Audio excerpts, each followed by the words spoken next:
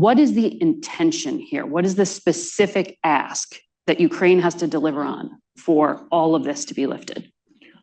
Margaret, I believe, and thanks for the question. I believe the push is to get them to engage in diplomatic activities, give us their, for lack of a better term, their term sheet, to get this to the table and say this is an approach to going forward.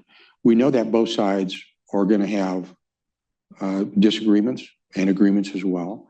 So I think it's like a forcing function that you want to get there. When I was in Kyiv 2 weeks ago, I was very clear to President Zelensky the outcome if we didn't have a signed agreement. I was blunt, unclear that this was a thing that could have happened.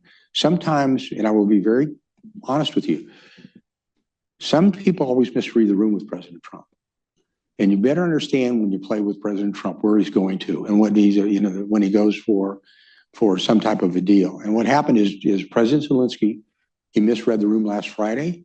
And I think he misread what I was telling him when I was in Kyiv as well. To constrain Ukraine's ability to target and hit Russian forces. This pressure really seems to be directly impacting potentially what they can do on the battlefield. Yeah, but this is one of those,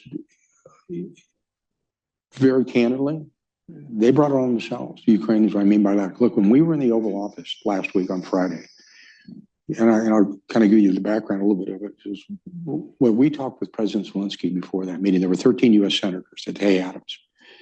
And we said, okay, this is like stage managing. This is what you want to say. It's basically going to come in. We have this precious metals deal. You're going to sign the deal.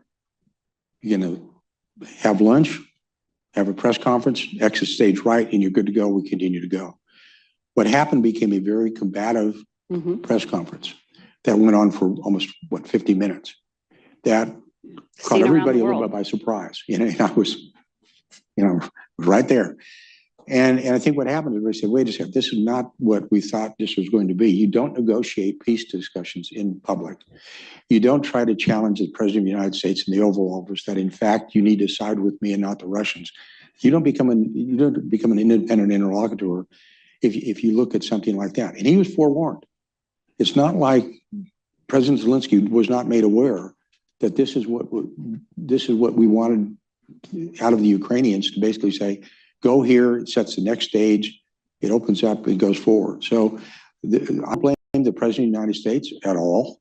I think he made a decision, as he is the Commander-in-Chief under Article 2, Section 2, that he wanted to do. And it's sort of like saying, okay, this is where you're going to want to go. We're going to play it real politics. What is the concrete effect of the abrupt end of military resupply to Ukraine and the end of the provision of intelligence and targeting data?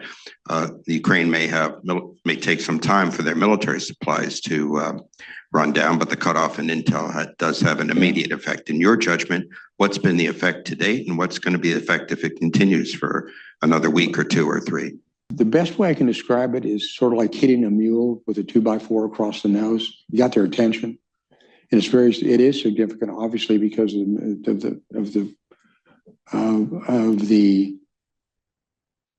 the support that we give.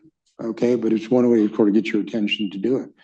But it's a pause. It's not an end, and it's then up to them to do it. And I know that the allied partners that has anything to do with U.S. support as well are kind of paused as well. So anytime as a military person, anytime you displace assets, primarily from the intelligence community,